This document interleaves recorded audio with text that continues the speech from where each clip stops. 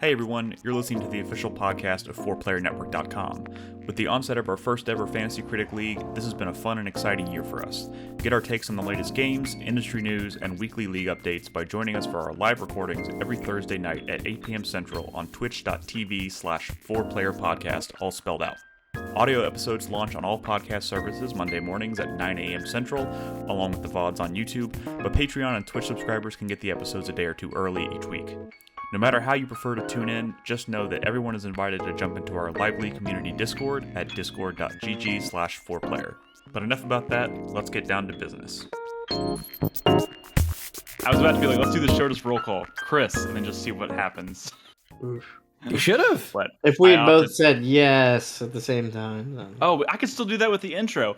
Hey everybody, welcome to 4Player Podcast, episode 770, I think. It is October 5th, 2023. I'm your host, Nick Henderson, and I'm joined tonight by Chris. Hello. How are you? Both of them. And that's it. That was kind of a lazy joke, but whatever. Yeah, I know. I mean, lazy jokes is that's more or less what I do here. What we do. That's our bread and butter, baby. Yep. And it's the first show of October, guys. We've made it. It is spooky season. And there's lots of video games coming out this month. And you may notice, this is also a lazy joke, we have a bit of a skeleton crew tonight. Oh. Yeah, that was kind of lazy. Brad and Nolan are not with us this week, so it is just me, your host, Nick Henderson, and the Chris's. And I'm gonna be honest, don't have much of a plan tonight. We're gonna shoot from the hip. Wow. Okay. This dude's making all kinds of noises tonight. I don't really know what to make of any of them, but that's okay. What do you want to talk? What do you want from me, bud? I'm trying to fill the space of a Brad or a Nolan. You know, there's only three of us, and let's be honest, it's the three boring guys.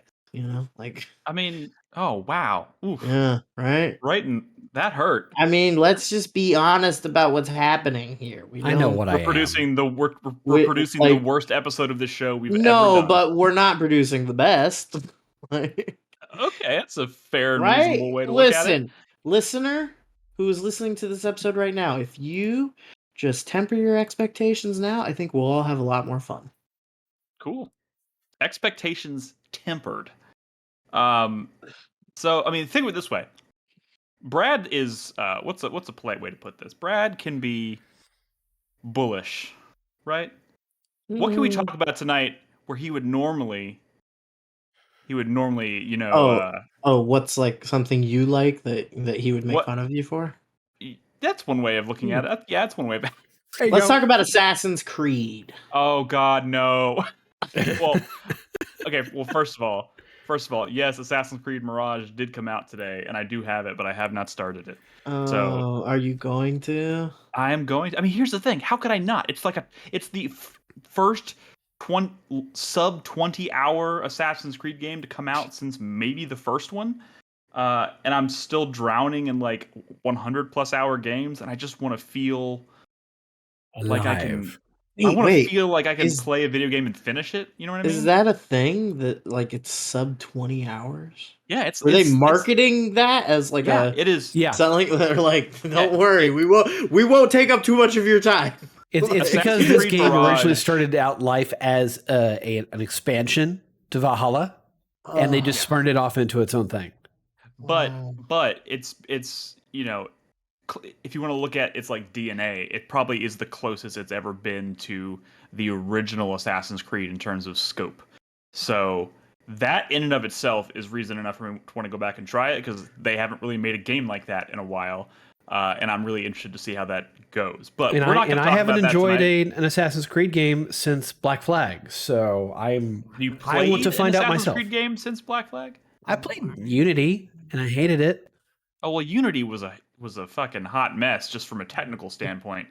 That game was literally broken. But you never touched any the RPGs, the Origins, As soon as I found out how much bloat was in there, I was like, fuck no. I still think Origins is one that is actually Origins and Odyssey are both fantastic games that have like the bloat in like the quote unquote the bloat in those games are actually really interesting systems and exciting like side quests and stuff. They're just massive. Valhalla, I think, took it too far, but that's a whole other conversation I don't really want to have, especially when we're not going to actually talk about Mirage tonight. So let's shelve that. I do. Yeah. Go ahead. No, you're right.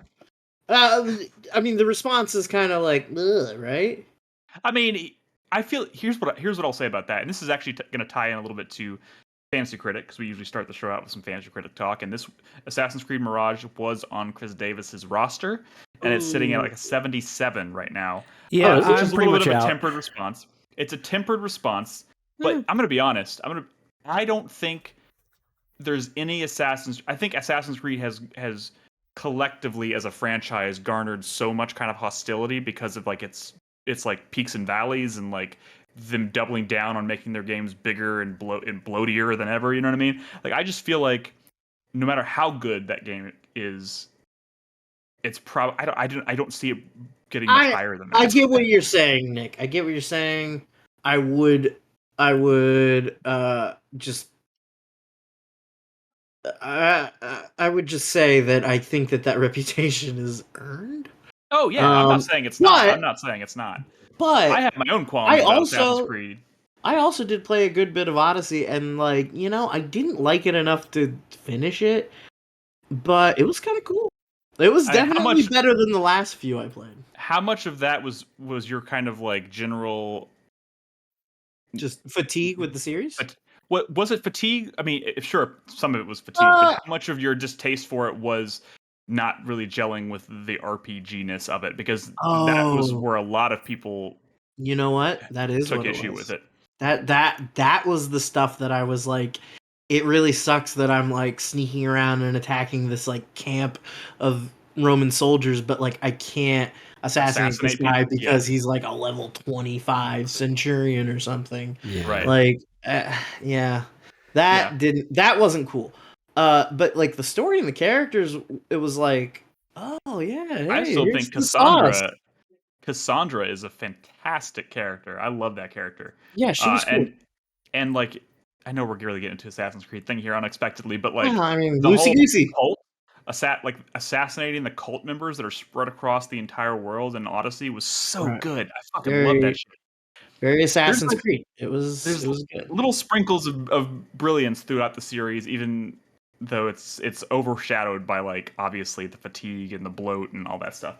So I'm really curious to see what happens when I actually dig into Mirage. And like I said, I want to just sit down and play a game that I can like probably finish in a matter of like 4 or 5 days, as opposed to I know I'm going to be playing a game for the next like 6 months. Yeah. Like the attraction for me with Mirage is just the classics, supposedly the classic gameplay, like what that means, because I haven't played an Assassin's Creed game in close to 10 years at this point. I don't know. Right. Dude, it's gonna be weird. Like, it's gonna be weird. They were all like I don't know, man. Like they were so finicky about changing everything about how those games worked in every entry. Yeah. I don't know what an Assassin's Creed game's supposed to feel like. I know entries in the series that I enjoyed, like I mean, like it's not like picking up a Dark Souls and being like, oh yeah, this is Dark Souls. Like my problem is, and this is me beating a dead horse, but like it's been the meta narrative since 3 ended. Like they had a perfect conclusion to a trilogy, a series of 5 games, and they had an exciting idea for a new run of the story, and they didn't do anything with it. And then every single time I checked in with the follow-up games, like, did they do anything with the meta narrative? Are they doing anything with these characters that they established? All I hear is no. They refuse to pick up the thread. Yeah, but like Chris Davis, your whole thing was that like you just wanted them to do a modern day Assassin's Creed, right? Oh, I do want them to do that, but I can live with them sticking with the anima stuff if they go whole hog on actually fleshing out that narrative. Because that's the whole point of the fucking Assassin's Creed series is Assassins versus Templars, and every single fucking game is about them trying to compete to find the MacGuffin in the past that will help them get an advantage over their enemy. Like Well, that's what they're all about. no. That's like the plot, but I wouldn't say that's what that original trilogy is necessarily about. Capital A, like that was always a framing device. That was always like, this is just how the conflict is playing out for this framing device that we're using to present the story to the players. I still don't really even understand what the creative impetus for that was. Like when because whoever created the original Assassin's Creed, they didn't start with like the modern day Animus stuff. They started with like, Yeah. wouldn't it be cool, this like awesome medieval like ninja assassin, right? And then Because where did that it was other originally stuff meant to be a come in? Prince of Persia game. Yeah. Yeah, okay, see? And then, yeah, and then where does this other stuff come in? It's not that I didn't like the modern day stuff. I was into that stuff too. But saying that that's what Assassin's Creed's about and that, like, I think that's what the game needs to be good is, like, kind of putting the cart before the horse, I I'm feel not like. saying that's what needs to be good, but I'm saying that's what needs to be for me to enjoy it. also I think there's we're getting really into the weeds on Assassin's Creed here unexpectedly, but I do want to say I think there is a distinction to be made because I think Crispy is right. I don't think the modern day stuff is necessarily what Assassin's Creed is about, but it is certainly kind of what made it special. I would say maybe special isn't the right word. It's what made it. It's part of what gave it its like unique identity. It's the Um, framework that they gave it to make it this, like, franchise that I honestly feel like they're kind of like, well, if it's a historical fiction, there's not going to be any sense of urgency of seeing what happens in the next one because it's all we about all, yeah, it's history, right? But like, right, right, oh, right. if the sun's going to explode in 2015, like, then ooh, you got to play the Yeah, next one to see what's going to happen. Yeah. Like, I am kind of in the boat of like because to me it's always felt like they they they reacted to very loud negative reception to that because people who don't like something are always way louder than the people who like something, and I feel like they just they threw in the towel. Like they saw people complaining about the anime stuff and the modern day stuff, and they were like, instead of just being like doubling down and being like, no, this is the vision we had, they just like scrapped it and like I- made it mean almost nothing they're in the grand scheme of things. yeah, and I don't even know if that's like, oh, Ubisoft's just too receptive to whatever criticism is lobbed at them, Hmm. or if it's more just like, this is the most designed by committee franchise that like exists in gaming. There's no singular vision. There's Case in no point, creative lead. That's case in why point, every single game is like just kind of doing its own thing and picking up whatever threads they want and leaving whatever, like, right. Case in point, designed by committee. I still remember way back in the early days of Assassin's Creed, like after in the middle of like the Ezio trilogy or something, or maybe Ezio. even shortly after that. They yes, thank Ezio, Forza Auditore Ezio. de Firenze.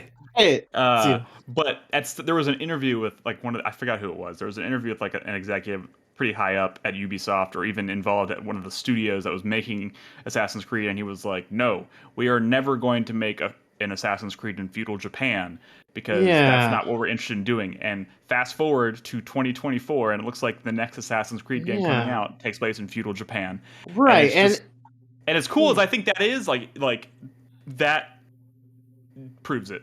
This is no, I designed by mean, whatever. committee. At this point, it's like, sure, you've done a billion of these games. Might as well do the one that Everybody everyone's seems been to want. screaming about for fucking 15 years. But, and that's cool, but it's that same kind of thing. It gives me that same kind of feeling that, like, the rating system in Black Flag gave me, where, Yeah, like, remember that every time you finished a mission, it was like, how did you like that mission? And that it, wasn't like, just give Black it. Flag. That was the next like four games in the franchise that all Yeah. Right, did that. right.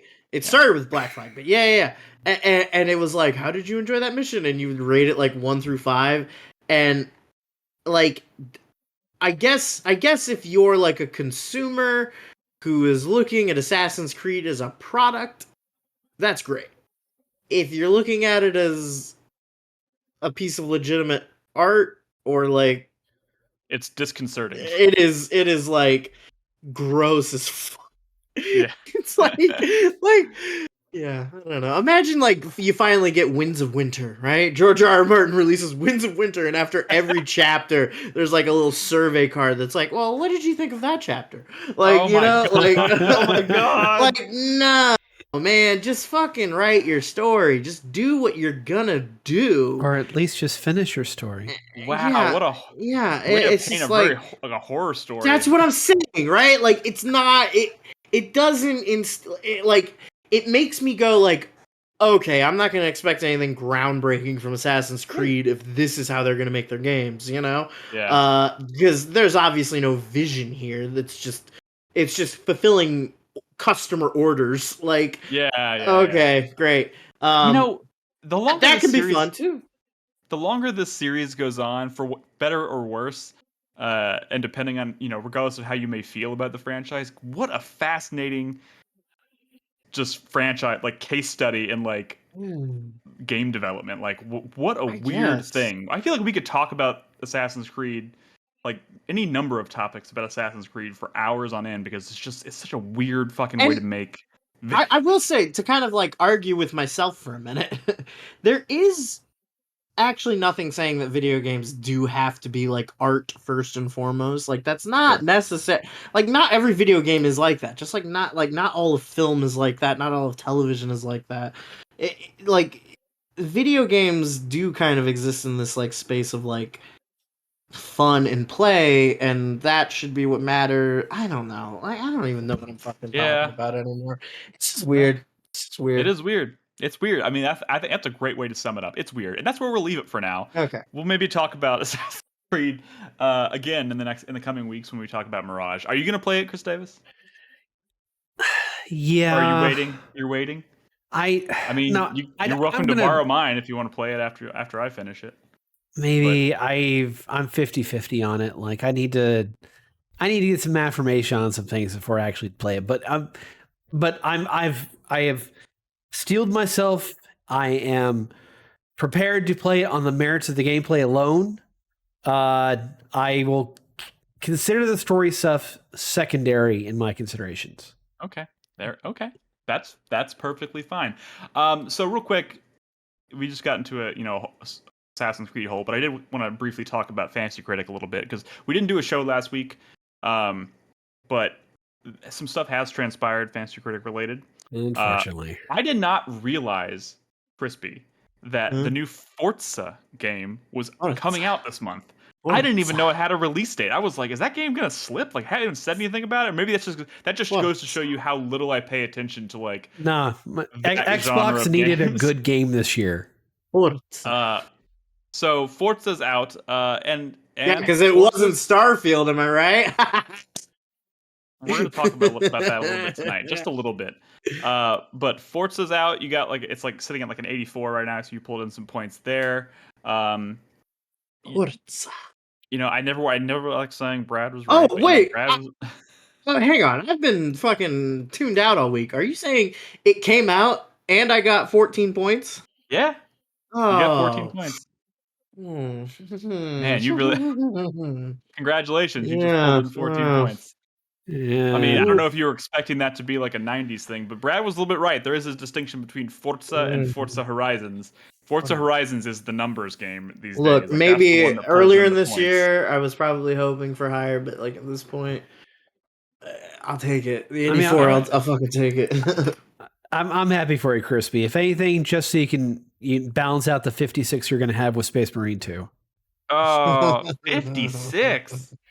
Well, Oh my 14 god. points. Oh, I see what you're doing a math thing. Okay, Perfectly I balanced, see like what you're all saying. things should be.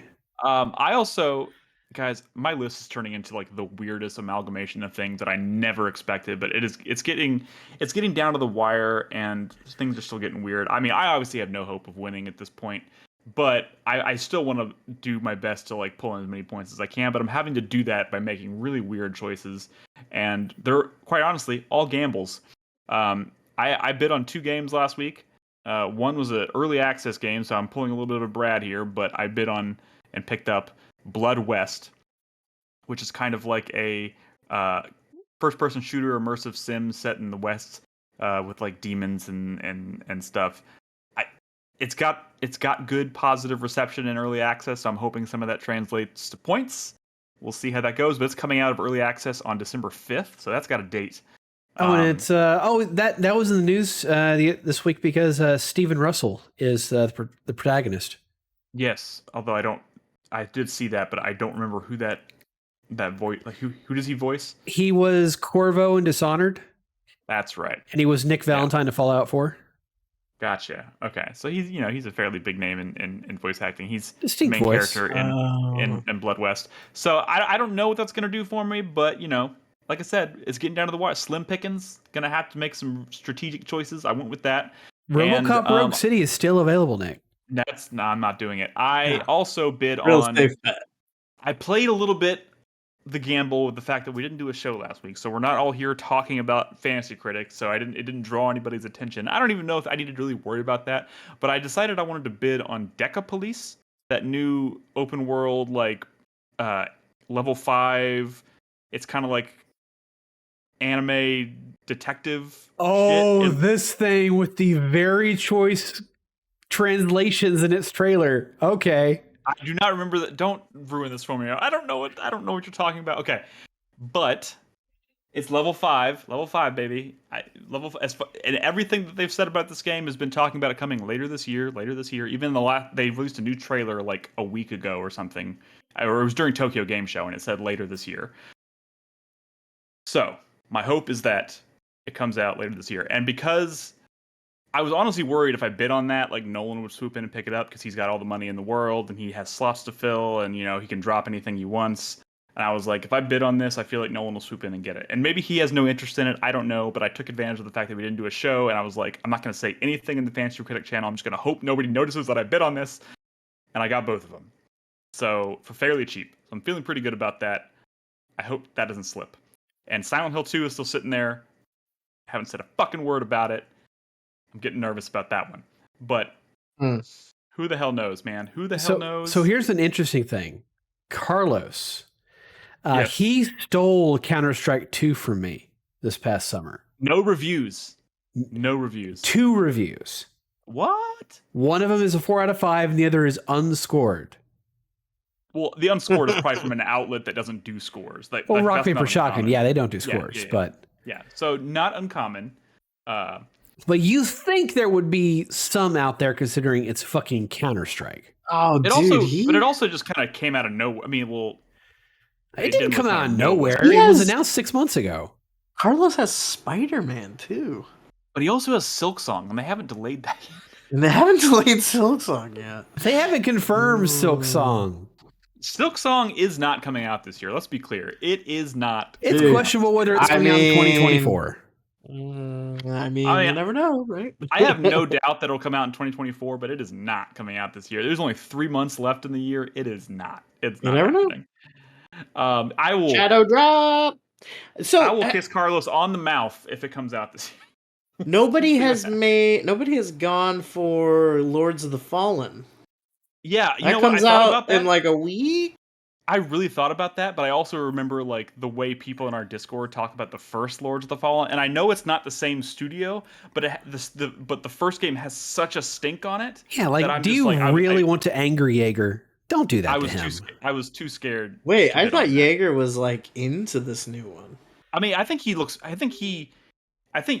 Sorry if you're listening and I'm speaking out of turn, I apologize, but I think Jaeger's actually pretty optimistic about this one, or at least he thinks it looks good. I remember him also being kind of like when people talk about the first game, because the first game apparently is like, oh, the first game sucks, but whatever. So what?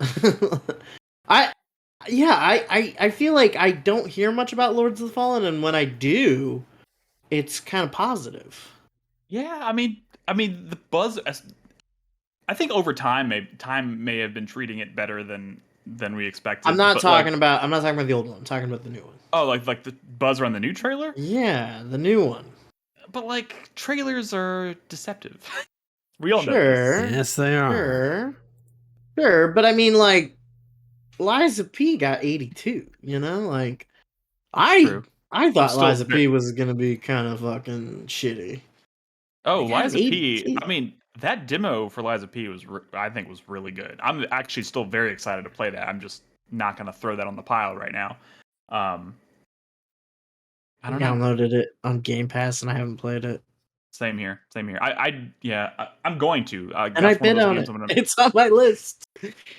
You know why though? Because I'm too busy playing Armored Core 6. You guys suck because you don't play Armored Core 6.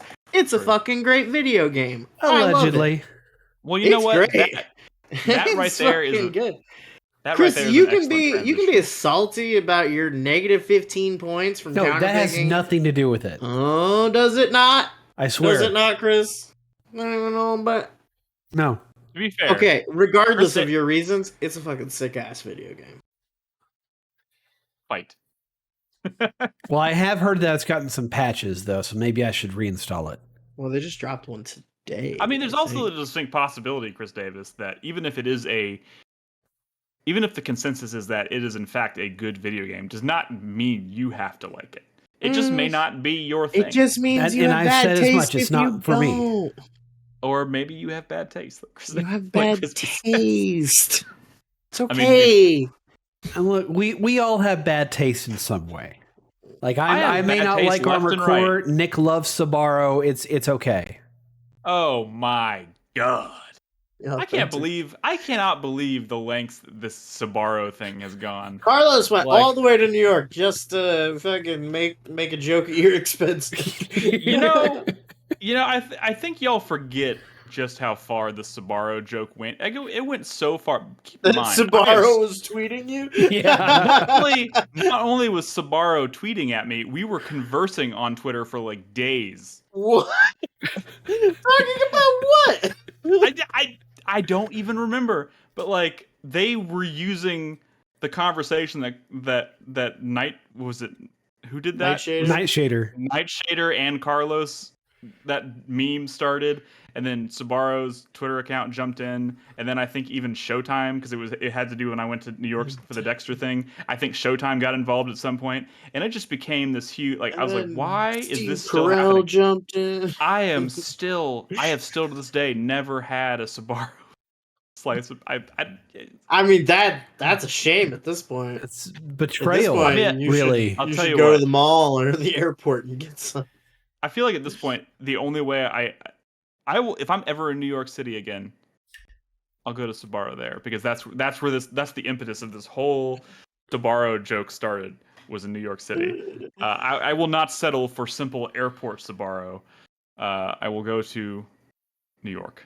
There is a Sbarro at our airport, but I'm not going to the Sbarro in the Austin, Texas airport. That sounds awful.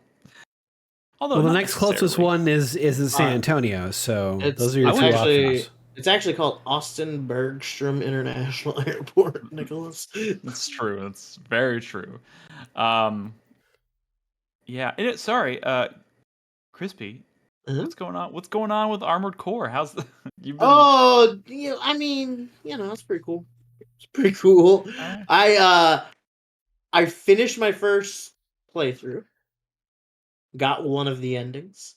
I'm in the middle of my second playthrough now. This is and apparently ending situation. Yes, so I'm in New Game Plus, like a multiple ending situation. In the fact that, like, when you finish the game, there's a little cutscene with a character who's like, "Oh, okay, now, like, what would you have done?" And like the game immediately restarts to right after the first intro mission. So like the game isn't even like giving you an option of like New Game Plus. It's like, here you go. We're going back. So it's I think you need to play New Game Plus, so 3 times to get the true ending. So this is the Nier Automata of Armored Core. Kind of. It's not quite as complex as Nier Automata is pretty weird. Fucking insane. Like Nier was weird and. Like, God bless it. God bless it. What a game, right? But it's really good. You should. But don't let people bully you if you think the soundtrack is just kind of all right. I played through all the endings of Replicant, so. Oh yeah, okay. So then you kind of know what to expect. But I get what? this joke. I get this joke now. I forgot that Crispy doesn't care for the soundtrack of Nier. We It's not that I bullied him don't care. about it. It's fine, and like, yeah, Recall this at all. everyone was acting like I was out of my fucking mind because there was a couple like earworms that got stuck in people's heads. Whatever, who cares? Couple earworms. I listen to those soundtracks Yeah. on loop, Shut up. practically. Shut up, Nick. Okay. But yes, Armored Core 6 does have this kind of like, so it has branching paths within the actual, like within your first playthrough. Like you'll have missions where you have to pick which one you're going to do over the other, and those affect later missions and affect which ending you get. Gotcha. And then when you start your second new game plus, like when you start your new game plus, not only can you go back and like make different choices from the choices you already had, they add new choices or like new things will happen in missions that are like complete. Like there's one mission early on where you have to attack a dam complex with like a corporation hires you to go along with two of their soldiers to attack a dam, and in the original game you just do it. And then in New Game Plus, there's a part where like somebody else shows up and they're like, "Hey, I'll give you a whole shit ton of money if you kill those two guys." And then like you can accept and then like kill the two dudes who ended up surviving way longer than that in the original playthrough, but you can kill them in that mission and then like it changes everything later on, like it, like stuff like that. It's really cool. And it's also a chance to use all the gear that you unlocked over your playthrough because the whole shop and your garage is still completely intact. When you start New Game Plus, you get all the parts for like the final boss AC that you fight as unlocked parts. So like when you start New Game Plus, you can like have these like really powerful like components and like dude like by the point I'm at now, like I played through the first like I played through 3 chapters of my Right. New Game Plus run through, right? And those first 2 chapters at least, you are fucking a god. Like you are an ace pilot. Nobody can fucking touch you. It feels like Char in like Mobile Suit Gundam before Amuro gets good. You know, like you just show up and people are like, "Oh fuck," and then boom, boom, boom, boom, boom.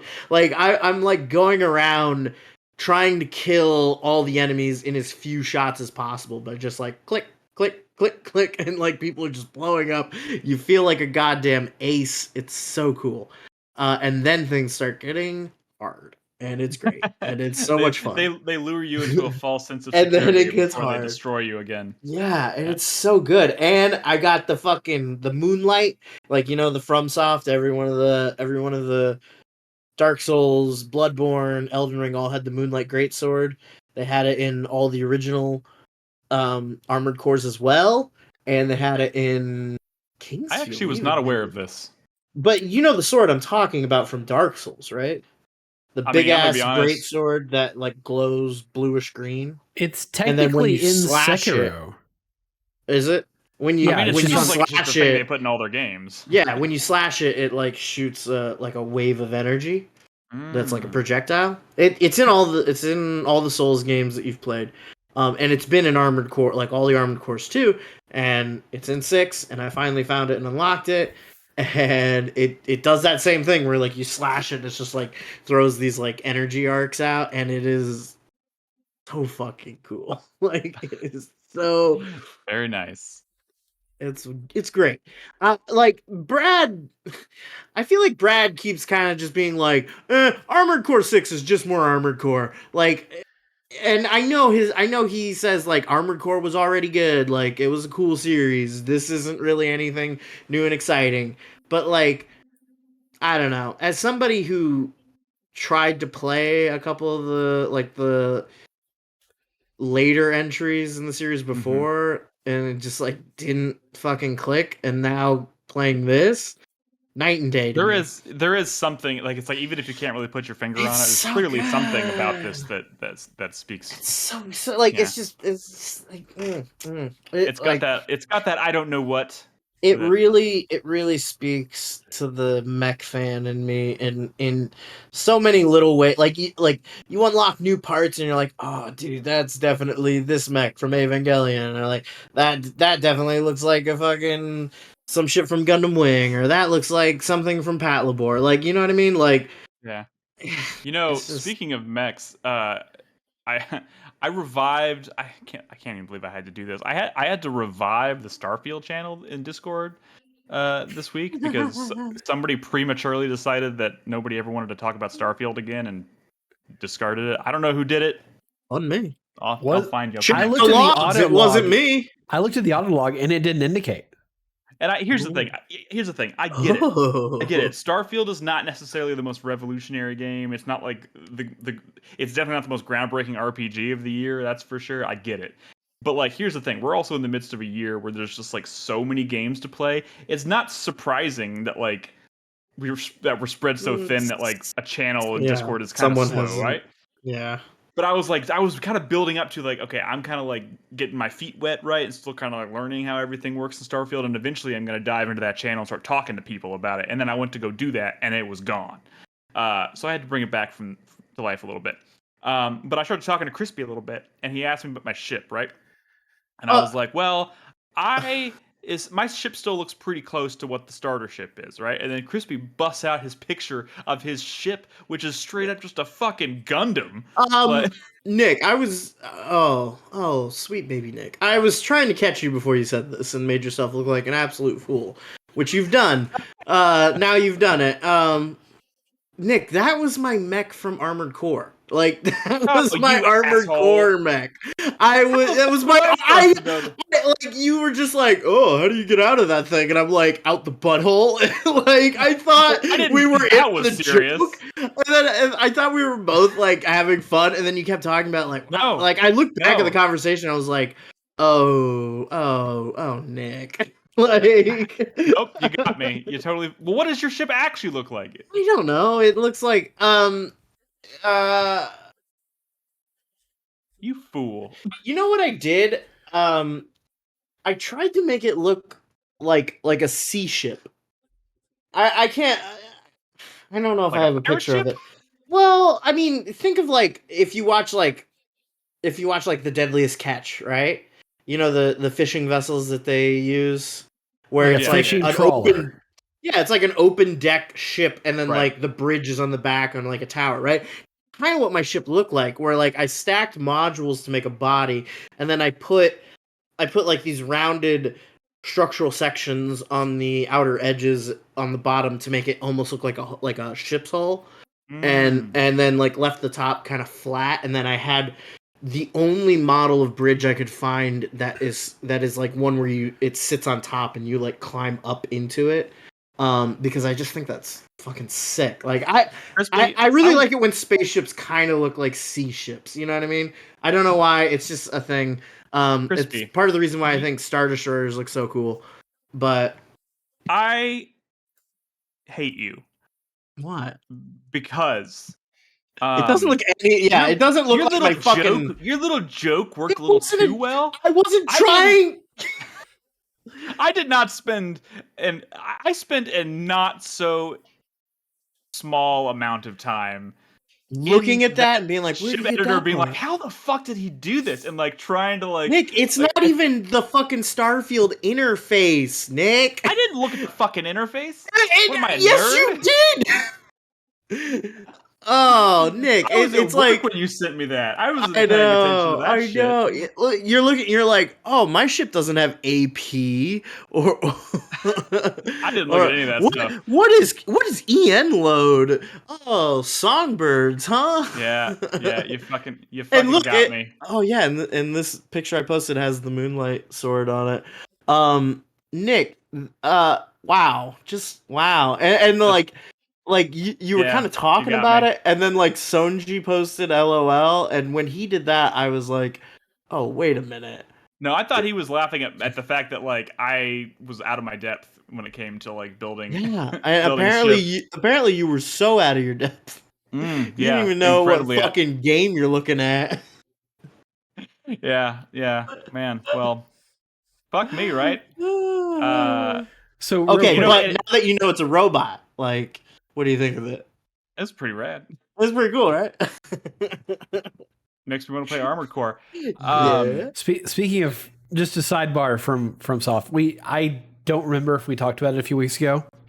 Did y'all see the guy who modded Millennia from Elden Ring into Sekiro? Yeah. Well, I saw somebody No. did that. Oh, dude, it is so seamless and fucking works. Like she must have been developed in Sekiro and then just put in Elden Ring because it is. Oh my god, it is so fucking cool. Was she easier or harder to fight with the Sekiro moveset? That's what I want. I didn't watch the actual video, but I saw somebody had done that. I'll paste the video into chat real quick. It was pretty rad. But she seems a tad easier, but like it's only made that way because A, the player knows exactly how to parry, and B, like you have that mobility you do not have in Elden Ring. Yeah, Sekiro is a much faster, I think when you're just engaging in combat, it just feels faster than Elden Ring in most cases, anyways. Yeah, so that's fascinating. Man, fuck you, Crispy. What? You just fuck you, man. Like, yeah, fuck me. Man, come on. you tried to save me, and I didn't even know. I didn't even know. So like your joke worked almost too well because I was like, I'm not gonna capture footage of Starfield tonight. I'm not happy with my ship yet. I'm just gonna. Oh no! Oh no! Well, should I roll the footage that we have? Yeah, you can. You can. I mean, here's the thing. I didn't really want to talk. I didn't. This is your footage. He captured footage from. I mean, this is just the footage from the last time we talked about it. I'm probably going to talk about it more because I'm like 17 hours into this game at this point, I think. So I don't really feel like I think because at the time you recorded this footage, you were already like 30 hours into it or something. So like, I don't even think I've gotten far enough to have anything of value to really add to the Starfield conversation. But I will say I'm enjoying this game kind of more than I thought I would, but like also am like perfectly like as I'm playing it, I'm like, I like this game. This is cool. This is fun. But man, it is so not groundbreaking. You know what I mean? Like it's just like I think so many people had that expectation that like Bethesda Game Studios was going to make something that felt different than their past games in some way, and it totally doesn't. But I will say this, as someone who like frequently plays open world games and talks about how the fact that I don't like to fast travel, you'd think I'd hate this game because it's nothing but fast travel. Like it is fast travel everywhere. But I think I kind of went in with that expectation already set, so it's not really bothering me a ton. The things that I do enjoy about it are like I enjoy getting in dogfights in space. I enjoy just kind of like the interface of like piloting a ship once you get the hang of it, and like when you destroy other ships and whatnot. That's just really cool, and like using the star chart and kind of figuring out that, and then seeing how like the like just powering up the various parts of the ship and like balancing the power levels is really cool. But I don't know. I was just I think maybe Brad said something about this at some point where it's like this game definitely needed its like what was the Fallout 3, the town that you blow up? Megaton? Megaton. Yeah, Megaton. Like it kind of needs its Megaton moment because I feel like the Megaton moment kind of defined everybody's like fascination with Fallout 3 in some ways. Like when you think of Fallout 3, it's one of the first things, me anyway, it's like one of the first things I think about. I instantly think about like making that choice to blow up or not blow up Megaton was crazy. This you should doesn't like really have that. revel in that idea if you're a fucking psychopath, but like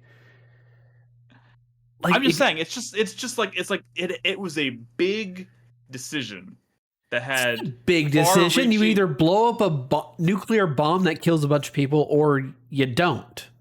Yes, correct. Yes, but Nick. Like, I mean, yes, Chris, that is a big decision. That is a big decision. No.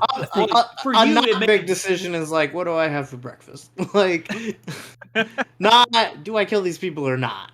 I'm not saying Starfield needed the choice to like kill a bunch of people or not. I'm just saying it feels like it needs decisions that don't, because so many of the decisions here do kind of feel like, what am I gonna have for breakfast? They just kind of feel inconsequential, and maybe I need to spend more time with it. Like, I am kind of interested to see where this like kind of like story goes of like, what are all these pieces of metal that I'm collecting throughout the universe and putting together. Like, what is this all going to lead to? I've heard people say that the outcome is actually surprisingly interesting.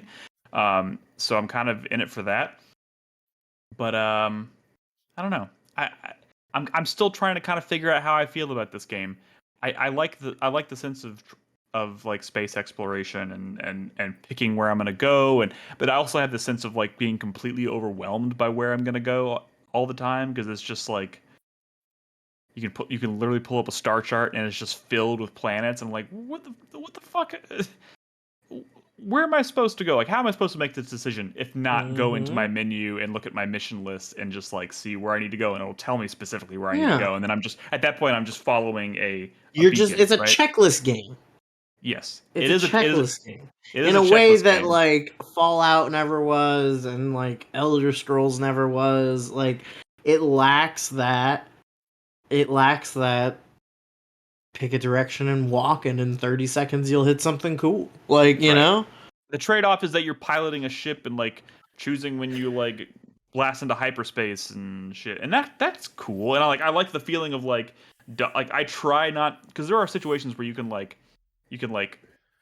lock onto something and like automatically dock with stuff, or it's just like I try to like, even though I'm like within, I think it's like when you're within like 500 yards of like a space station, you can just hit the button and dock, but I like to like try and position myself where I'm like right on the docking thing, where I watch the number dwindle down till it's like almost zero, and then I hit the docking thing. But it's almost kind of like I'm trying to like force the role playing myself. Like, so much of it is automated. I'm just like, no, I'm gonna try and do this as realistically as possible, even though it doesn't necessarily need me to do that. And that's kind of unfortunate. But and also, did somebody say something about you eventually start getting like like powers or something? Because I haven't hit that at all. To me, this game so far Yeah. is strictly just like a first person shooter. If you haven't hit that at all, then you haven't hardly Yeah. done anything. Yeah. Right. I mean, that starts picking up real quick in the main story. But yeah. I hear that's like the equivalent of getting the first part of the Fusor Da in Skyrim. Like it's really like really critical path. Okay, well, I have been kind of dilly-dallying and doing like side missions and stuff, and I think I'm going to start kind of focusing on mainlining this, especially now that, to my surprise, I find myself frequently thinking about Cyberpunk.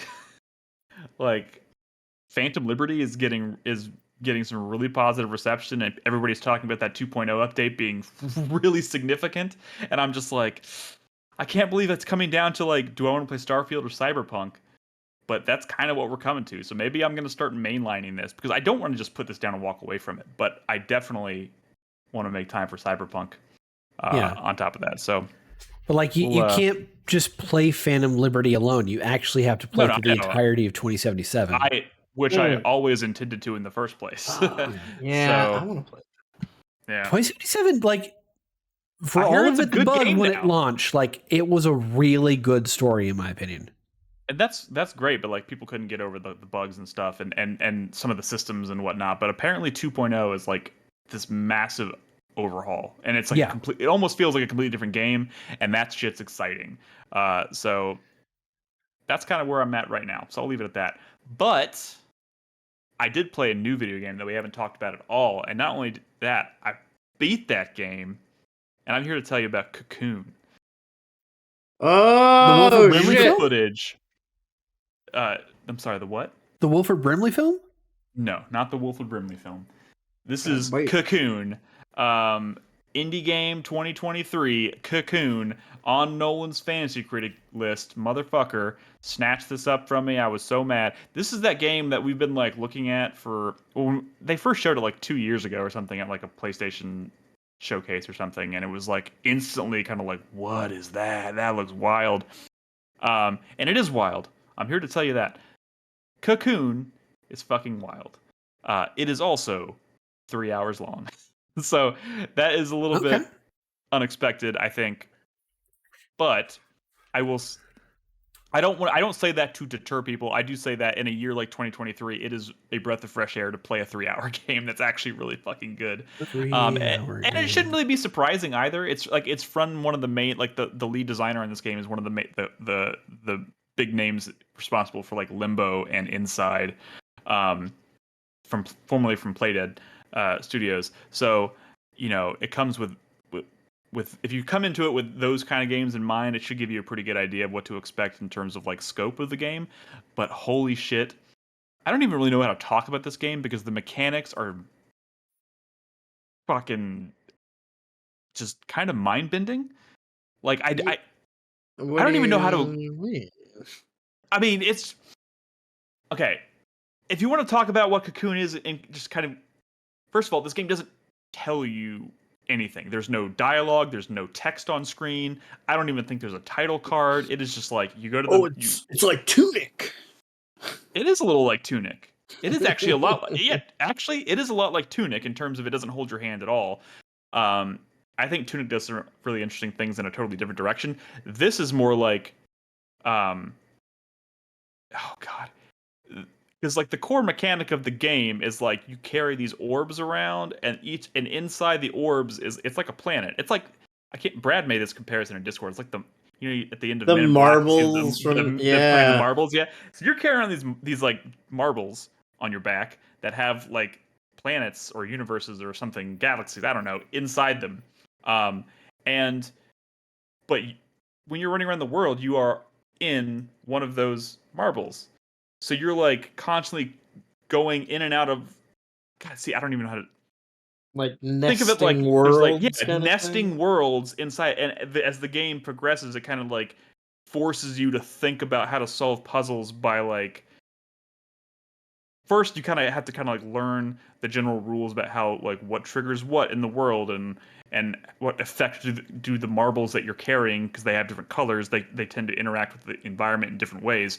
But like you get to a point where you're like, I see what needs to happen in this puzzle, but I can't make it happen unless I'm carrying this colored marble. But as far as I can tell, this colored marble is not accessible from here. So how can I use the marbles I do have access to go inside of these nested worlds and come out in the other place where I can then grab that marble and then bounce back through the nested worlds to that puzzle and use it.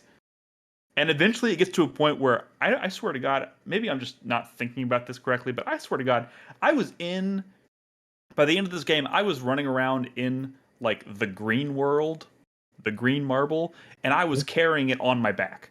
And I was like, what? This doesn't make any fucking sense. But like the way the puzzles are designed are kind of unlike anything I've ever seen. Like, that's cool. It's so fucking cool. Look at that. Dude, that's cool. Like going in and out of the world, like yeah, like I feel like watching it, it's like Robin was watching me and she's like, what the fuck is happening? I was like, I don't know. I am just this looks kind of sick. It's so sick. And also I'm gonna tell you this right now, because there's some Debbie Downers in our Discord that were like, you know, it's a 3-hour game. And I was just like, it is a $20 game that is short in 2023, but it packs such a punch from a design standpoint in that 3 hours that like I felt it was worth every penny and and it didn't overstay its welcome. I think it crescendos really nicely, like that the last kind of like sequence of puzzles that you have to do to like cross the finish line and beat the game is just like it's making you use every bit of knowledge that it is crammed into your head over the course of that 3 hours in some just mind-blowing ways. So and this is the Resident Evil 4 Separate Ways DLC. Wait, what? That's what it says at the top of the screen. That might help if I would have changed that. Everyone watching our podcast is gonna think this is Resident Evil 4. I was like, whoa, when did Resident Evil 4 get sick? Hey, look, this is a secret level that you really have to grind for on professional.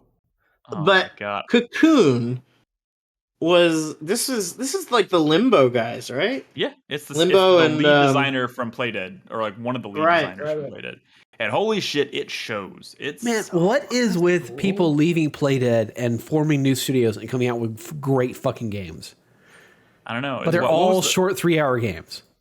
Well, yeah, I mean that's kind of their bread and butter. I don't know. It's what they do. Dude, I will say, Inside was a really short game, but Inside was a really short game, and everybody who's played Inside awesome. knows what I'm talking about when I say this. So good. So they this is also kind of like the game that you were kind of just alluding to, Chris Davis, that I can't remember the name of. I played it this year. Is what Somerville, right?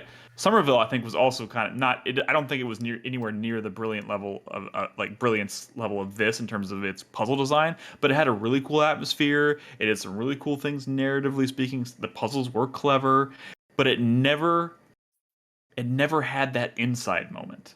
And everybody who's played Inside knows what I'm talking about. And this is kind of the same thing. Like, I feel like this game, the only thing this game I think needed to push it out of, because it was, I hate to go back to Fantasy Critic, but it's pulling like 88s, right? I was like, this could have easily been, I was playing this game, I was like, this is an easy like mid 90s. What are people talking about? And then I got to the end, I was like, it kind of just fizzles out with that like truly like bombastic, oh my God, I can't believe this is happening moment that I think people kind of expect from I know it's not Playdead, but people who made Limbo from its Inside. pedigree. From its pedigree, right. It doesn't quite have one of those moments, but man, there's puzzle games. There's not many puzzle games that have like. Well, I will say Viewfinder also came out this year, and that game is also has like some mind bending puzzle design. It's been a really good year for just these like indie puzzle games that have just like wild ass mechanics. So if you enjoyed Viewfinder, I feel like this is a no-brainer. Oh, not to change the subject too soon, but speaking of puzzle games, did you see, Nicholas, that they have the demo for I'm not playing it.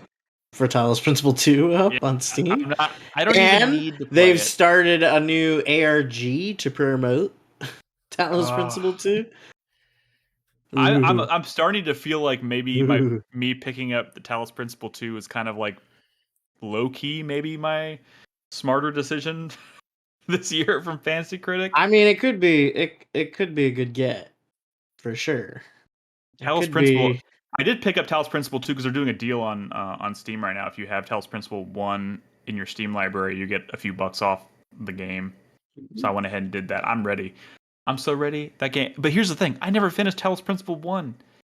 But I played it for like 60 hours. You wouldn't shut up about it. It's because it is not only is it one of the most brilliant puzzle games I think ever made, it's also one of the longest. Like, imagine if Portal was like a 40-hour game or a 50-hour game. That's what Talos Principle is. Don't threaten me with a good time. And here's the shittiest part is that like I would love to finish Talos Principle 1 before I play 2, but there's zero chance of going back to that game that I started and never finished because I've lost every ounce of knowledge about how that world and those puzzles work. It would be impossible. Maybe I'm tricking myself out of just trying it. Maybe I should go back and just see if I could pick up that thread again. I feel like I wouldn't be able to. Maybe somebody in chat or in Discord knows. But has it been established like this is a direct narrative sequel? Well, I mean, that's a really hard question to answer. Have you played the Talos Principle? No, I have not. If you've played the Talos Principle, you would know. That's kind of a weird Wait, question. What was the question? I'm sorry. Is the Talos Principle 2, do we even know if it's like a direct narrative sequel to Talos Principle 1? Because the narrative is there of that game narrative to Talos Principle 1? Yeah, I don't know if the narrative... Like, it's like asking if Myst 2 is like a narrative... Well... I mean, like, isn't like the whole plot line of Talos Principle 1 like you play as a robot that's questioning its sentience or something like that? Yeah, and that's about like... but that's like that's not even like... That's just kind of like set up for like... I mean, it's like asking if Oh God! Of course I can't think of it now. Never mind. Keep talking. Dead air. I mean, I'm just saying that, like, unless there's a direct narrative connection, like, I don't think you need to actually go back and finish Talos Principle 1. I mean, also, the game came out 9 years ago. I don't really doubt that there's probably going to be some connection there. I mean, I don't know the significance of how that game ends because, like I said, I've never finished it. Like, maybe there is some significant, like, events or revelations that happen, but it feels like it's one of those games that feels philosophical more than anything, and it's just kind of like trying to make you think. So it's like, can you make a sequel to, like, how someone perceives, like how someone it's like I don't know how to answer that. It's like, you know how, like, Plato, he was a philosopher and he would write about his ideas, but the way he would write about them is he would write these, like, fictional dialogues between his teacher Socrates and, like, other people, right? And those two characters would talk about an idea, right? That's almost the kind of vibe you get from Talos Principle. It's like there are characters and they're, like, in a place, but it's not really about any of that. It's more about, like, the conversation that's happening, you know? Okay. Like, so asking if there's a continuation of that story is like, is there more of the same vibes, you know? Maybe this is one of those situations where, like, if we get a few key people in chat who are, maybe there's some people in our Discord that are really familiar with Talos Principle, they can just kind of, like, help me pick up the thread a little bit, because, like, the thought of restarting that game is daunting, especially, and I also don't want to burn myself out before the second one comes out. But I also feel like I was really close, probably, to finishing that first game. It would be like within 10 hours. You know what? Yeah. It's like the the Witness. It's like it's like if they did a Witness 2, you wouldn't be like, oh, did they continue the story from the first one? Like, exactly. That's a perfect analogy right there. I think it's very much a similar thing to that. Yeah, but the name of that sequel is very easy though. Witnesses. Don't. Who cares? That's terrible. Shut up. That was terrible.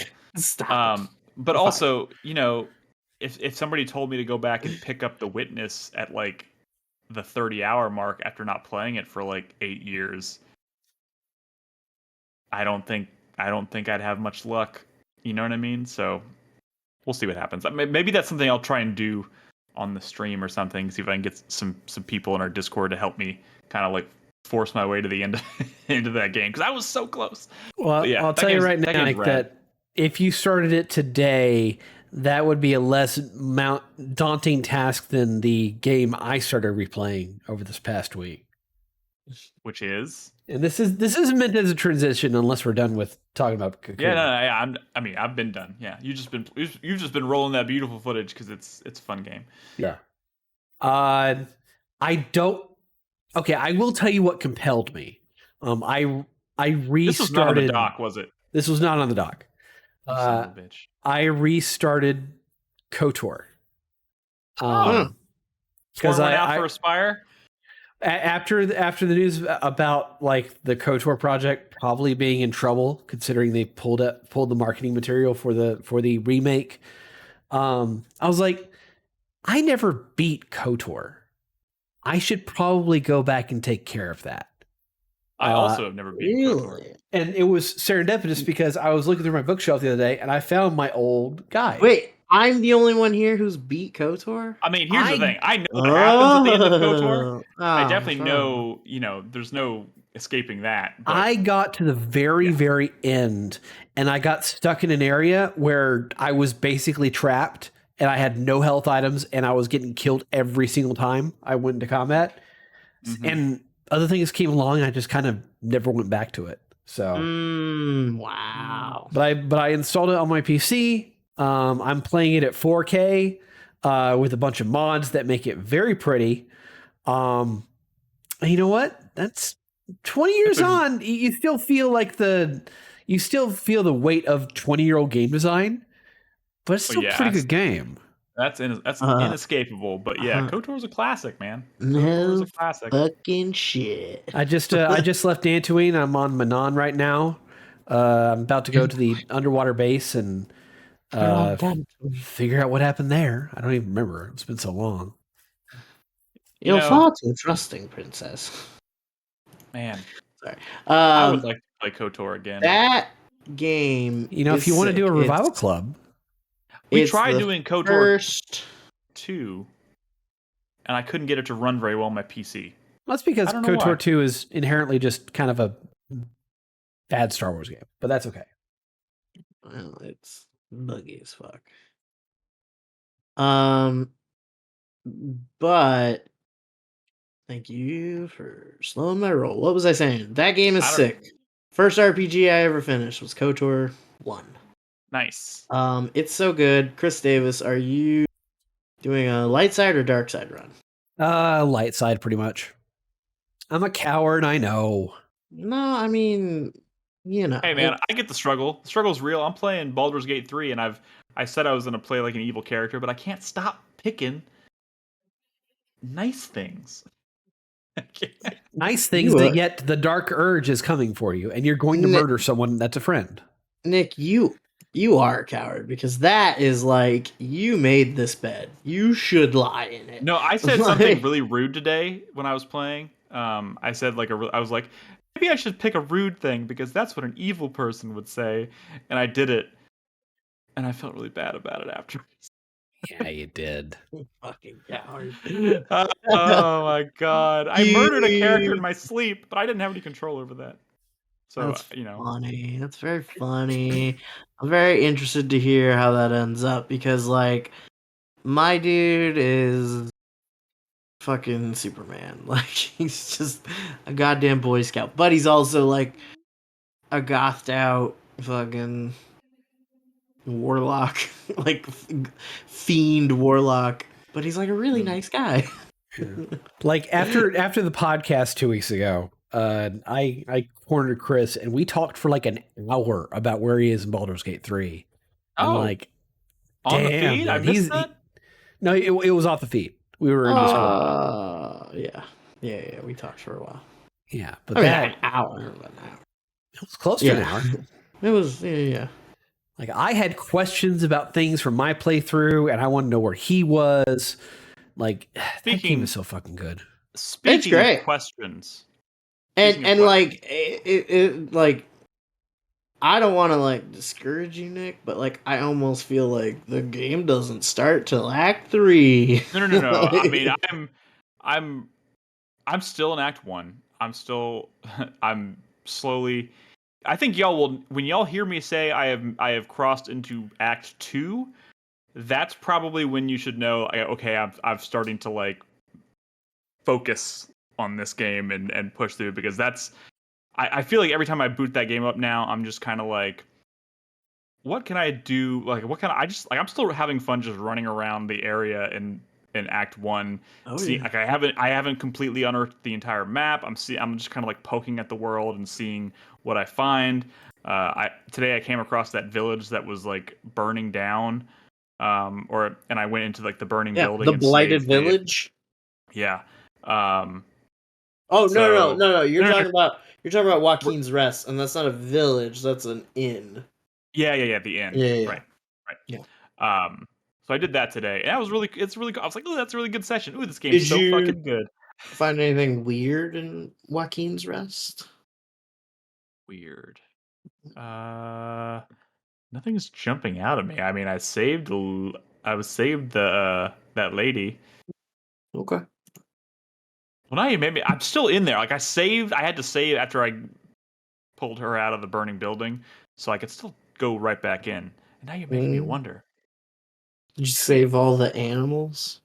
No, he saved the frames is what happened. Oh, fuck. Well, I don't know. I'm going to go back in. You know what? Leave me alone. I'm going to go back in there. I'm going to see what I find, because I'm still there.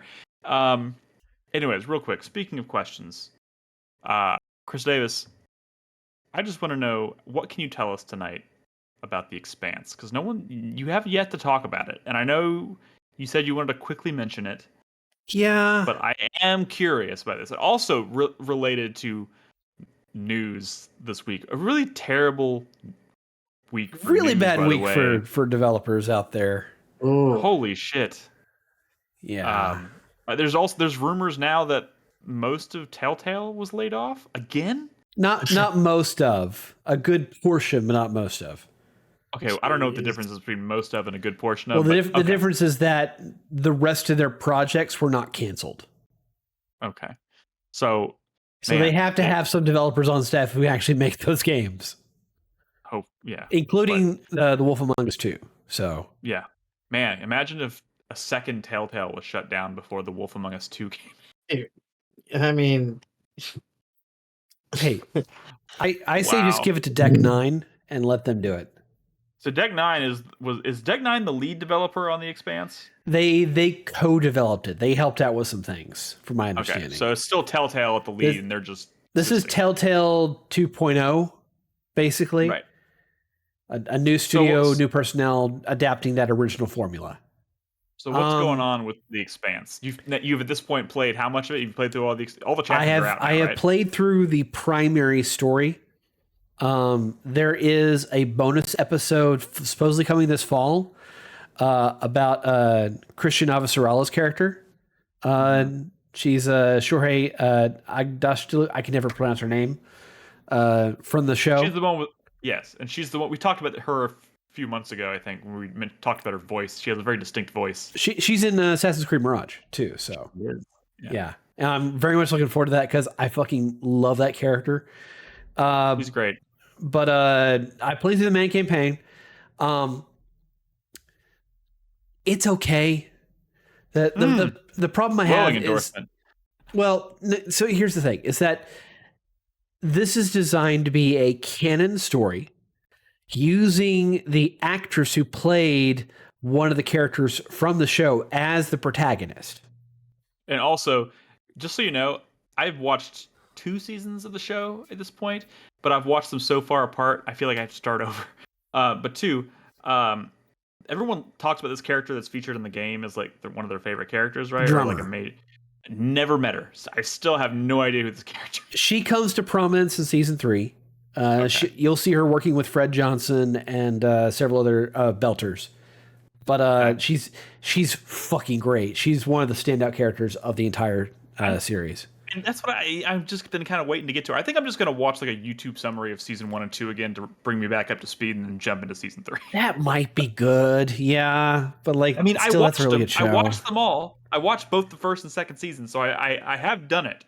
Yeah. But I don't remember much of any of the specifics about what happened. I don't even remember where the second season ended.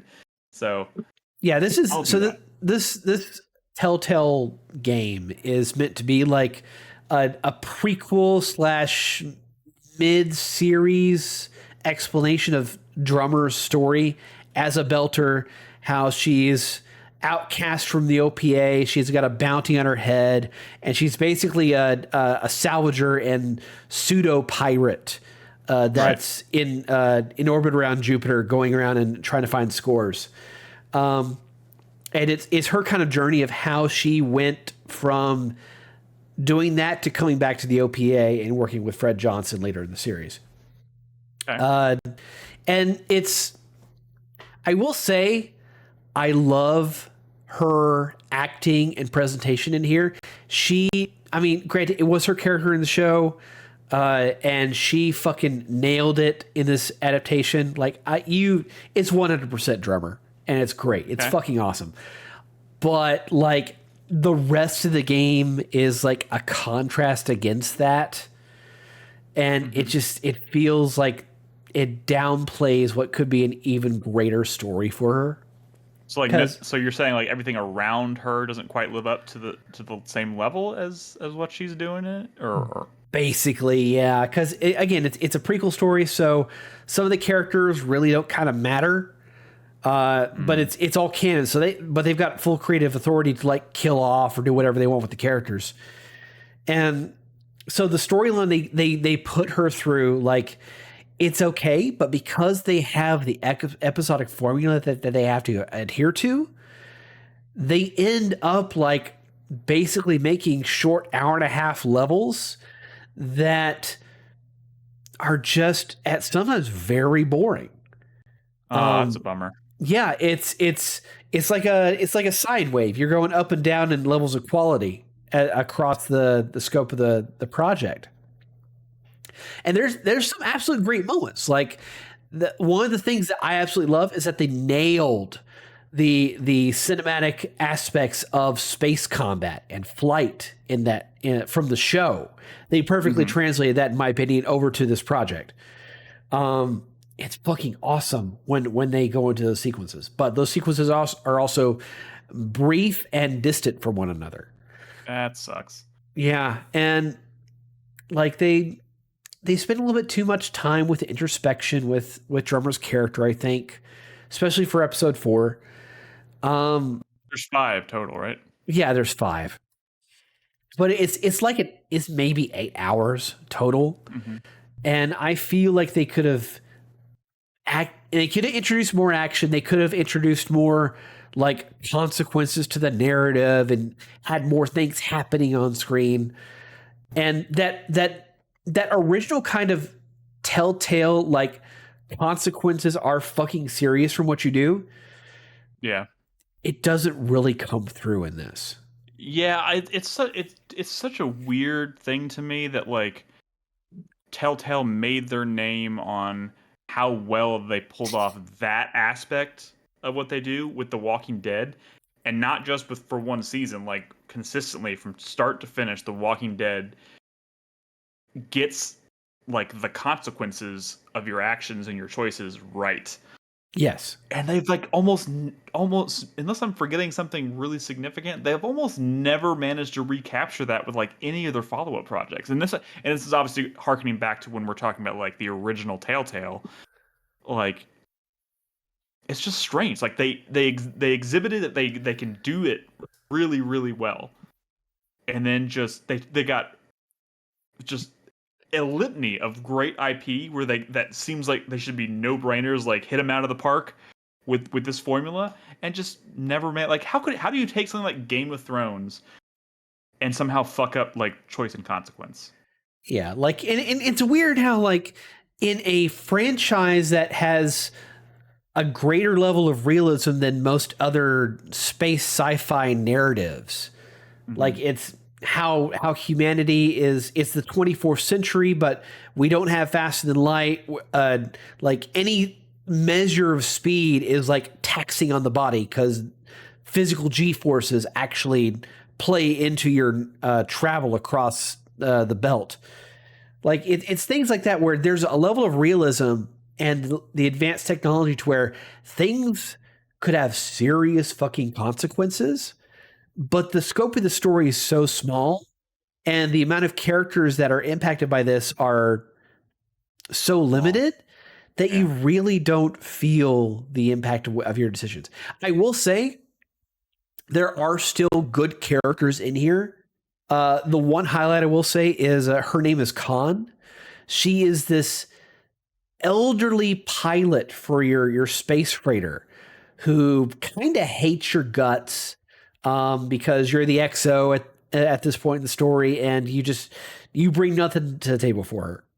But if you do exploration on your Rex and you find stuff to bring to her, you get this nice exposition moment where she talks about her life and what happened to her husband and why she's on this shitty little freighter out going through wrecks around Jupiter. And it's just, you get that hint of the emotional sting that a Telltale game could bring here. Like it's such a good moment. And there's elements of that sprinkled throughout, but in between, you've got to deal with a lot of exploration with not a whole lot of action.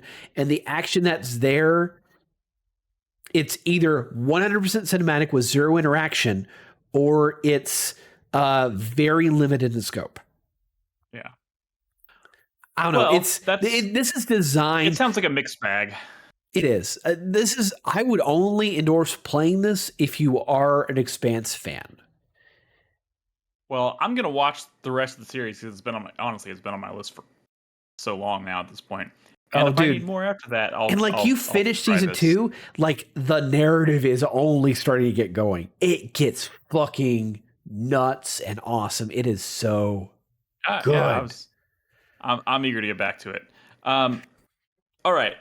are there any other game? I know we've just been kind of like scattershotting tonight, and we're only doing one segment tonight. So, is there anything else that we haven't talked about yet that we want to get out there before we wrap up with the 4-player minute?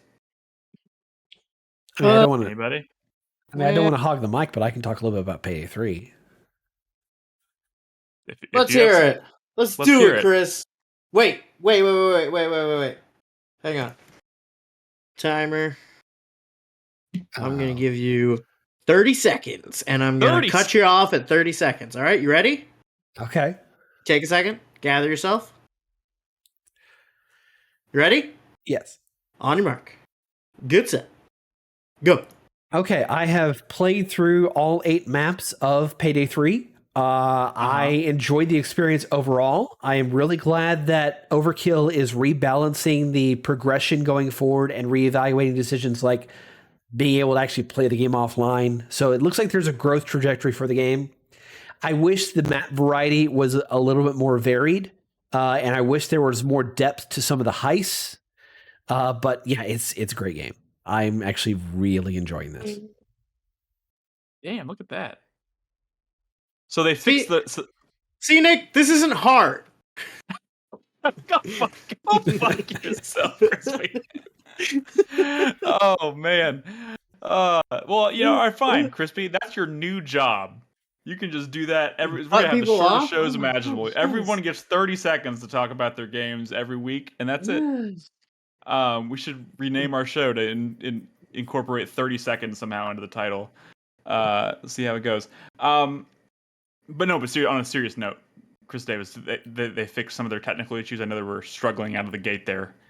They made some poor decisions during the development that really fucked them over at launch, but they largely fixed them. I can arrange quote unquote single player lobbies to where I can just experiment and have fun.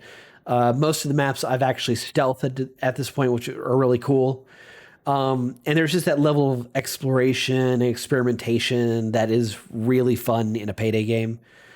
So here's the only question I think we need answered from someone like you who has if I remember correctly, you have played like something stupid like hundreds of hours of Payday 2. A little over 500, I think. 500 hours of Payday 2. Can you, as one of those people, can you see yourself doing something similar with this game? Or is this a step backwards in the long run? I think it's long term as the game is described right now, and their eventual roadmap of content goes. I don't see myself putting in nearly that much time.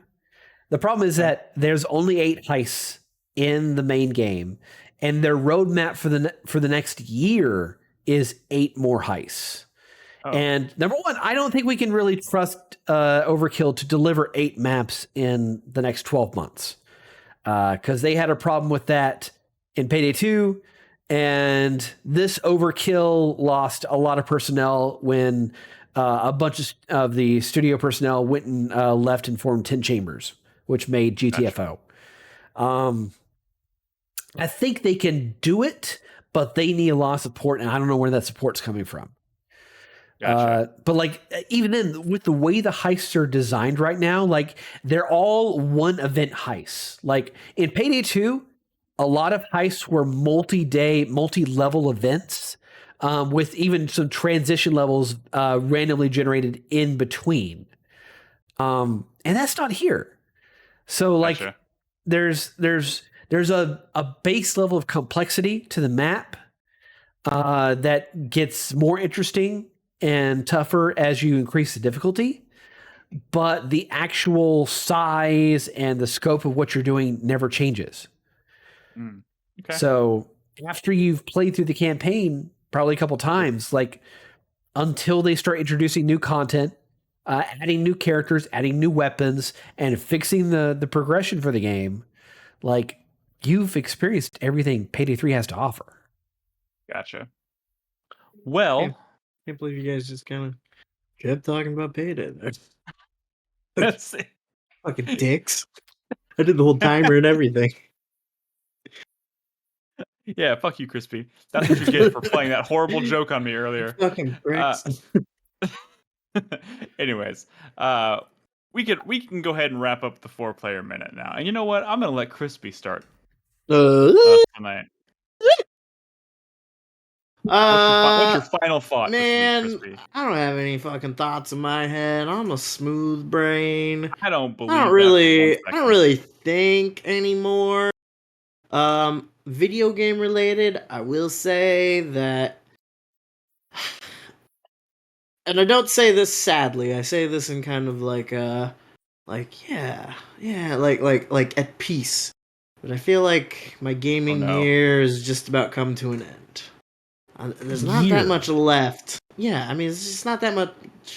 I'm excited about Spider-Man. I want to play that, and I'm excited about Super Mario Wonder. And you're those are forgetting about Alan Wake 2, baby. oh yeah, Best game of the And year. and Super Mario RPG. And Super Mario yeah, RPG. yeah. I don't know, maybe, right? Yeah, maybe. Yeah. And Yeah. the Maybe. sleeper hit that's going to be RoboCop Rogue City. You know what? I'm gonna abandon this Shoot some dicks 4-player minute. off. I'm not even gonna stand by this. I take it back because I still want to play the Cyberpunk 2077 DLC. Fuck yeah. Dude, I want to play that. Hope that WarioWare game is good. That would be fucking dope. And I'm still, even though I'm at the end of Baldur's Gate, I'm still probably hours away from actually like pulling credits on it. And I still got a whole playthrough and a half of Armor. Yeah, no, you're right. There's a lot of stuff going on There's a this lot year. left. I don't know, man. Like, I will say that um Armored Core 6, Fires of Rubicon, is actually, believe it or not, a really sick video game. Game of the year, better than Baldur's Gate 3. I never thought a game about piloting sick ass giant mechs would be like good, because that sounds like such a dumb concept that no one could possibly find enjoyable. But it's I'm joking. It's like it's a fucking slam dunk. It's You heard it amazing. here first. You heard it here first. Armored Core 6, Fires of Rubicon, better than Baldur's Gate 3. Dude, I've wanted a Can't say good that, Mobile Nick. Suit Gundam game for years, you know. And this might be the one. Chasing good Mobile Suit Gundam games has kind of been like the albatross of my gaming career. I got a PS2 for Christmas when I was a kid, and the first game I got with it was Mobile Suit Gundam Journey to Jabro, and that's not a very good game, No, it's not.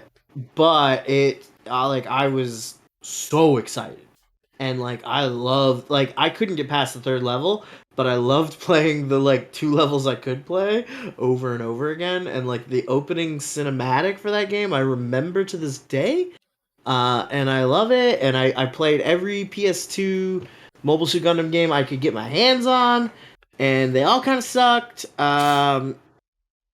And yeah, I mean, I put hours into fucking Battle Operations 2, the fucking free to play gotcha game, and like that's not great. That's not that good. It's okay. It's fine. It's not good, but it's fine.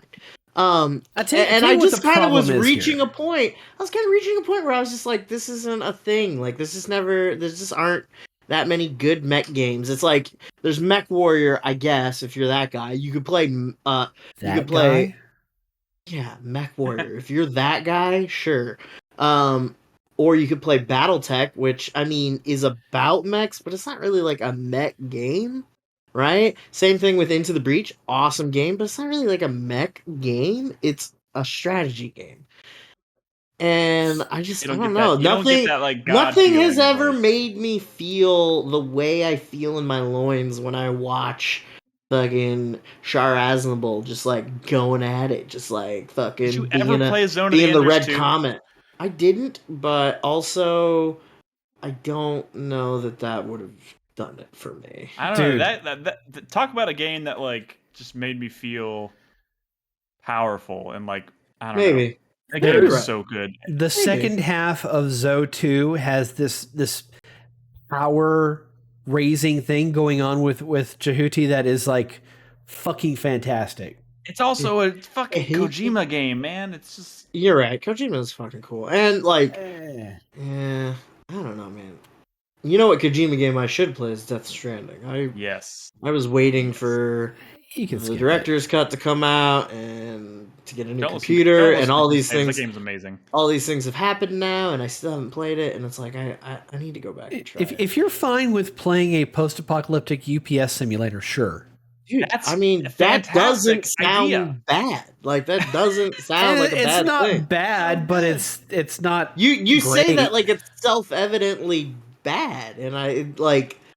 You No, that actually sounds sick. just made like the perfect like elevator pitch for Death Stranding. I like the vibes. I want the vibes, man. No, I don't The know. it's- Like vibes alone make it worth it. That's Anyway, sorry. That's a great pitch for like the this first. is all. Yeah.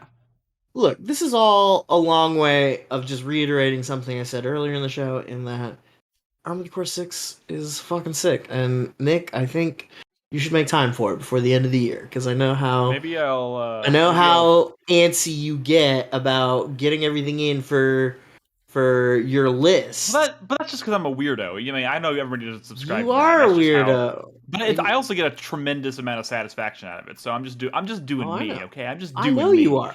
I know you are, and that's what I'm saying. I think, like, don't wait until we're like halfway through December and you're like going back through the year and going like, oh, I don't know. Everyone said that this was really cool. Maybe I should play it. Like, dude, just play it. Just sit down and play it. What game did I say I might lend to Chris Davis earlier? Chris Davis, you still have Armored Core 6? Yeah. Maybe I'll propose a trade. No, there was a game I said I was going to lend to you. What was it? I don't remember. That was minutes Mirage. ago. I said I would lend you my copy of Mirage, Oh, which you're kind of on the fence about. I'm kind of on the fence about Armored Core. Maybe we'll do a little swap, maybe. and Maybe. neither one of us will have to pay money for the game that we're kind of on the fence about. Yeah. As long as you promise to give me that game back. Well, I'm much better about giving games back than Brad.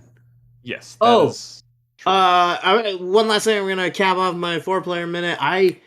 This has nothing to do with video games, but I just remembered that those Wes Anderson Roald Dahl shorts came out on Netflix, and I watched them, and they're really good.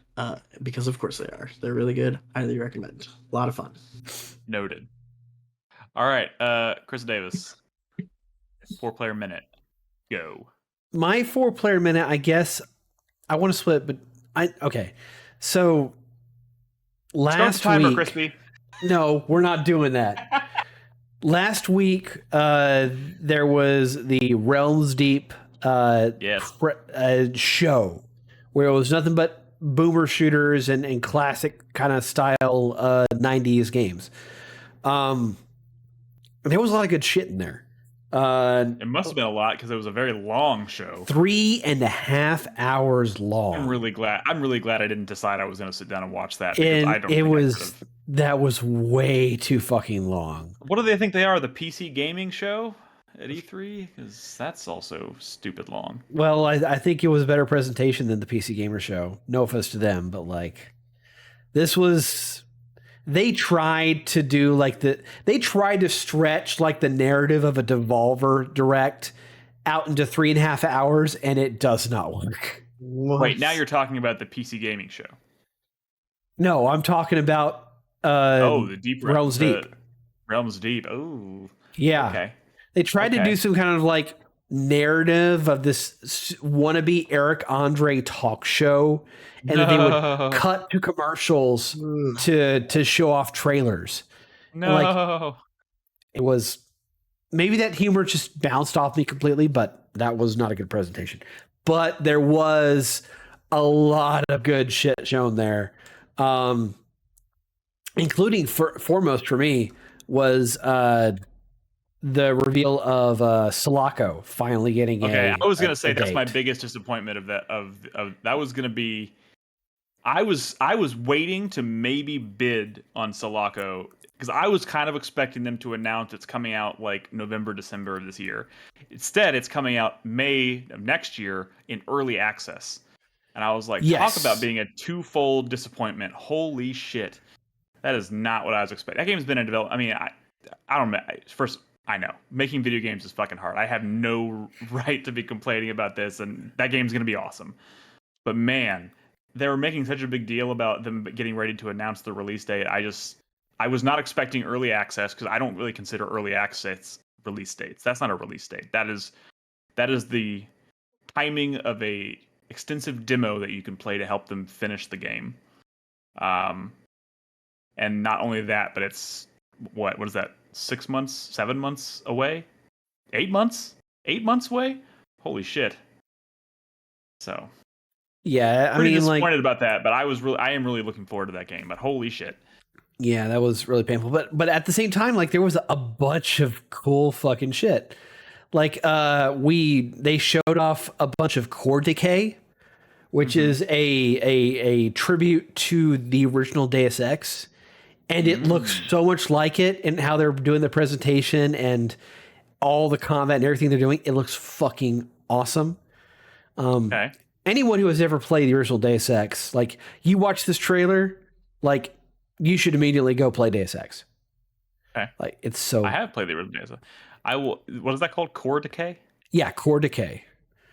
There was also like this game called Twisted Tower, which is some kind of weird combination of the Haunted Mansion from Disney meeting like Willy Wonka, but is this like Pulp Fiction horror thing that looks okay. like, you know what I'm gonna have to do? I'm gonna right? have to go look up just like a highlight reel of this presentation. It's like here are the things you should be paying attention to. I'm sure that list is already out there somewhere. Oh yeah, there was a lot of stuff. There was an expansion announced for Proteus. There was a bunch of like GZ Doom and build engine games shown off that were really cool. Also, a free Dusk update. That's like an HD, like an HDified Dusk HD version. Yeah.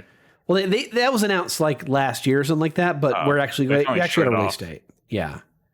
Okay. It just mainly updated. It's like maybe Quake 2 visuals, but cleaner. So. Okay. But dude, everyone should go play Dusk. Dusk is fucking great. Remember when I was like, I don't think I like Dusk, and I was like, I don't get. You just played episode 1. You don't know what you're in for. It wasn't. I couldn't even get through episode 1. Something about that. I don't know what it was, but somewhere along the line, someone flipped a switch for me that made me love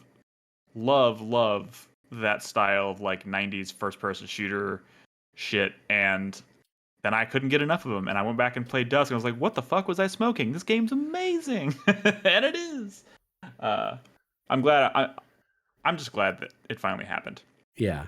Oh, and one last thing that happened was that they had a one last thing, but they did it after their very long credits aired. No, and most of the audience had already left. But it was like 3D Realms, like a big sequel to Ion Fury, which shadow dropped on Monday. That game is out? Yeah, it came out on Monday. Oh shit. That's crazy. But nobody knows because they already left. That sucks. Like, yeah, that was such a bad idea. Post-credit scenes don't work in press conferences. Okay.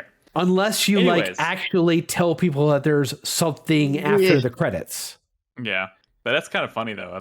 It's just a good yeah. Maybe we as a society should just be done with post-credit scenes. You know, that's also maybe a good idea. I'm so tired of like Googling, does this movie have a post-credit scene before I leave a theater? Yeah. I do. Well, you could always just stay and watch the credits and appreciate the people who made the movie. And the music that's playing, yeah, like, come on. Oh my goodness. But that being said, like, there are some instances where it's doesn't matter. Like, Doctor Strange 2, like its bonus scene at the end was great. It was just a fucking joke. Yeah. It's like, just do those. If you're going to do it, just do those. I think I've told this story before, but when I was watching Spider-Man Homecoming, I think it was Homecoming, or I don't remember which one it was, but yeah, it was Homecoming. And I had to pee so bad by like 3/4 of the way through the movie.